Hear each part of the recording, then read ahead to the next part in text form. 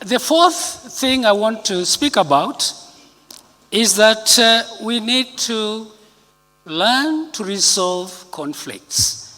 Because we are fallen human beings, we will make mistakes. We will hurt each other.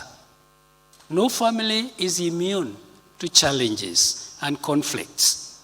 But when disagreements occur, we must acknowledge them and address them promptly. May God help us. This is not easy, but it's something that we must learn to do. Handling conflicts in the right way can strengthen relationships.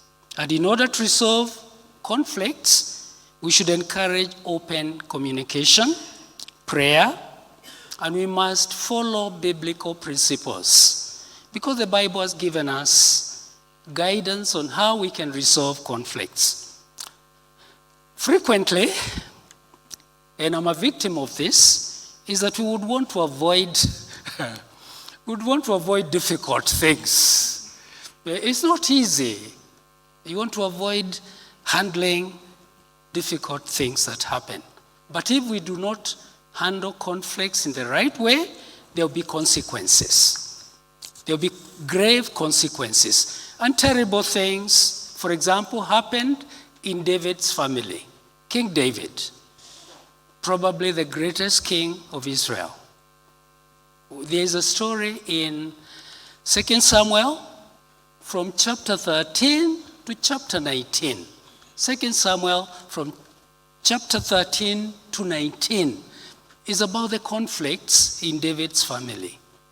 And apparently, David did not do anything to resolve those conflicts.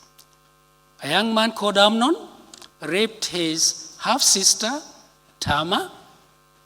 Tamar was the sister of Absalom, but the father did not take action. In fact, we are told that David, when King David heard all this, he was furious. It stops there. It just stops there. And that is 2 Samuel 13, verse 21. That he became furious. That's not enough. He needed to do more than that. Because what happens is, when David does not take action, Absalom decides to take revenge for his sister. That's what he does. And he kills Amnon. So there is murder. There is rape. There is murder in the family. And Absalom has to flee. And he goes away for some time. Eventually, David allows him to come back. But even when he comes back, David does not speak to him. Even when he comes back, after a long time. And you know what happens after that? Absalom leads a rebellion against his father. He wants to overturn his father's government. And Absalom dies in the process. But David is fleeing from his own son. And it's a very miserable state of affairs. Maybe David could have done something that would have prevented that from happening. When conflicts arise in families, they must be resolved. May God help us to resolve any conflicts and don't trivialize anything. The children sometimes have conflicts because sometimes you are comparing this with this one. Maybe you favor one over the other. All kinds of things happen. And we must be careful that we do not create those negative feelings among our family members. If you're going to resolve a conflict, we should be clear what it is. Define it very clearly. Try to understand.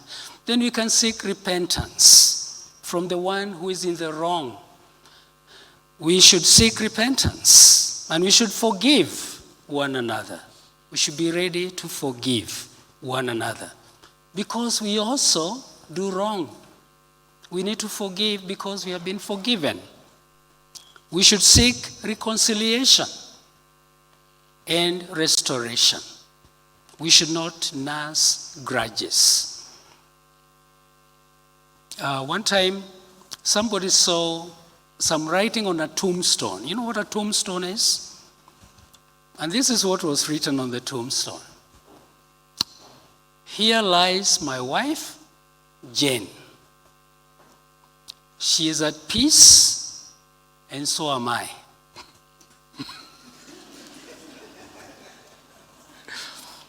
And from that piece of writing, you can infer that when Mary was alive, Jane was alive, there was no peace in that family. They did not resolve their disagreements. He says, she is at peace, and so am I. That's a sad state of affairs.